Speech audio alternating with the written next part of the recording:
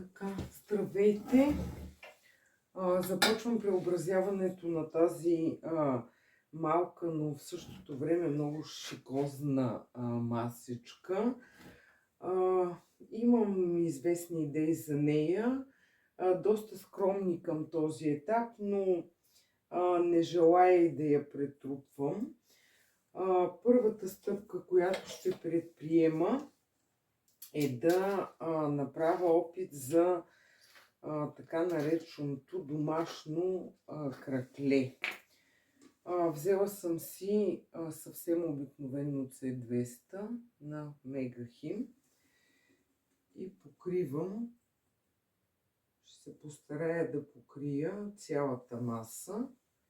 Там, където има отлепилото, ще ви се получат пукнатини.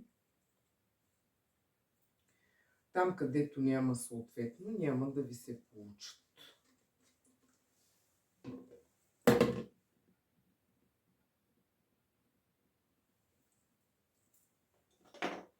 Използвам съвсем обикновена четка с естествен косъм.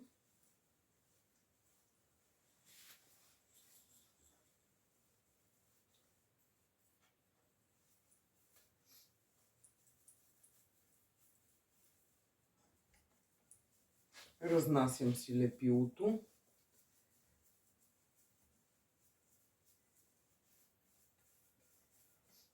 Процесът ще започне абсолютно веднага. Ако използвате слънчева светлина, ще стане изключително бързо. Ако пуснете сешоара, също ще стане изключително бързо. Но в случая на мен не ми е необходимо да бързам.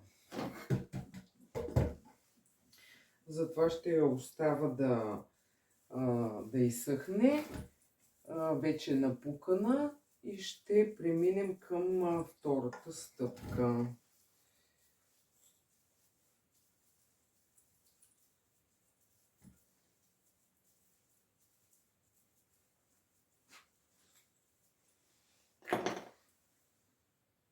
Това е едно от бялото на лорка. Мисля, че не е чисто бялото. 1-2 тона по-тъмно. И използваме това малко тампонче.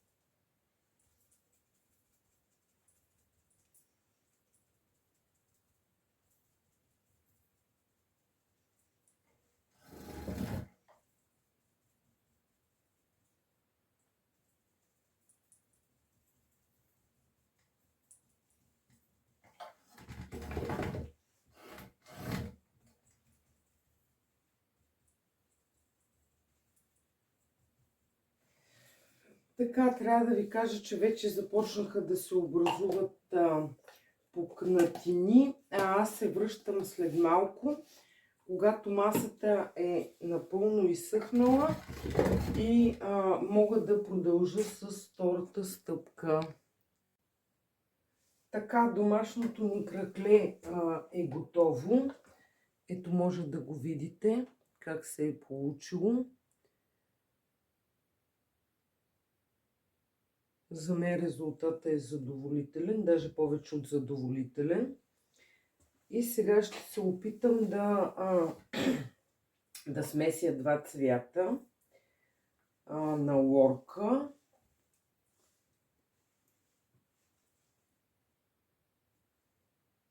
Едно по-светло сиво и едно по-тъмно сиво. Като по-тъмното мисля да го разположа по-към края, за да седи като сянка. И по средата да бъде по-светлото сиво.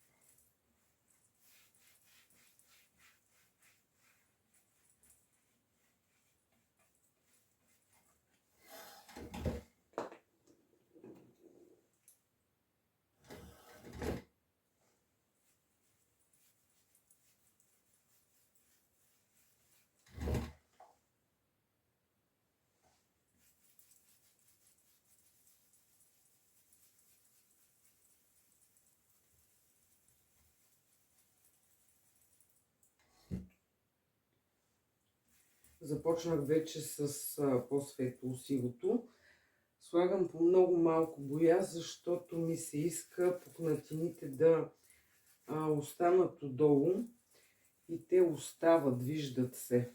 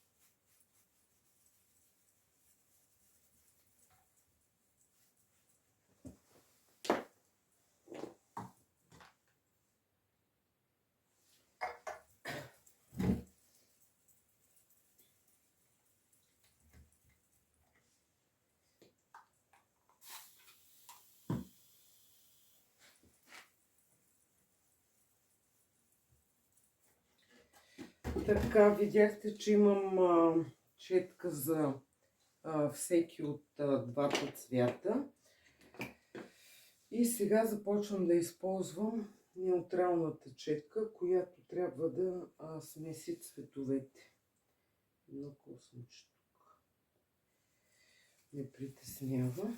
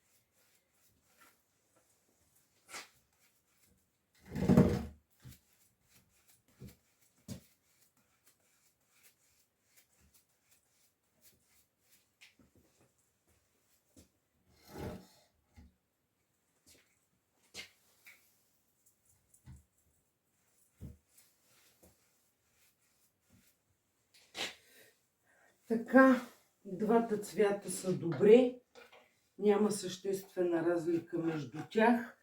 В същото време се виждат и пукнатините отдолу. Изчаквам да изсъхне и може би ще завърша с акценти от някакъв трансфер. Връщам се след малко. Така, остана последната стъпка на нашия скромен проект. Реших, че няма да ви занимавам с трансферите, защото имам клип за тяхното поставяне. Единственото нещо преди финалната стъпка, искам съвсем леко да зашкуря по ръбовете.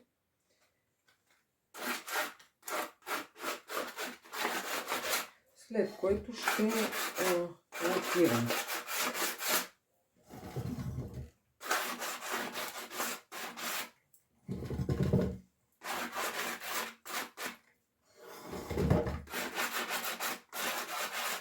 Шкурката е много ситна.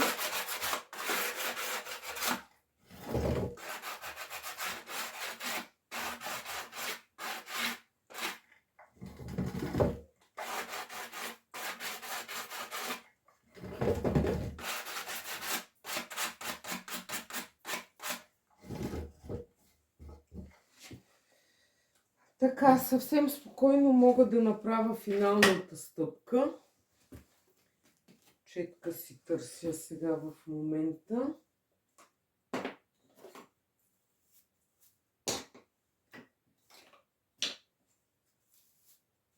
Тази ще ми свърши работа.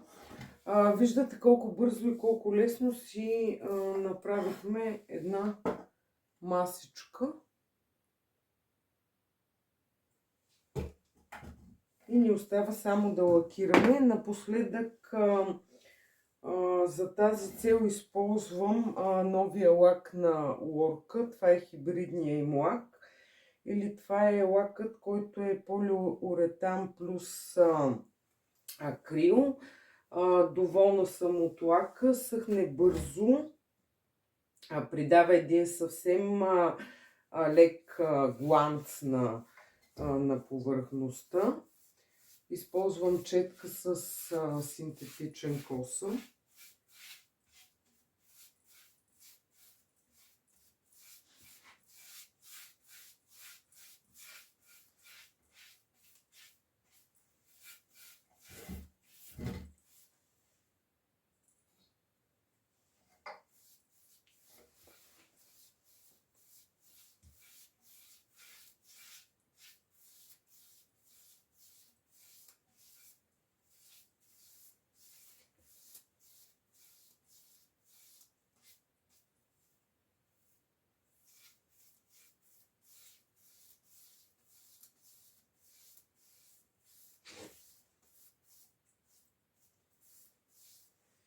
Така, нашия проект е абсолютно готов. Виждате колко бързо го направихме. Надявам се да ви харесва. Надявам се да съм ви била полезна.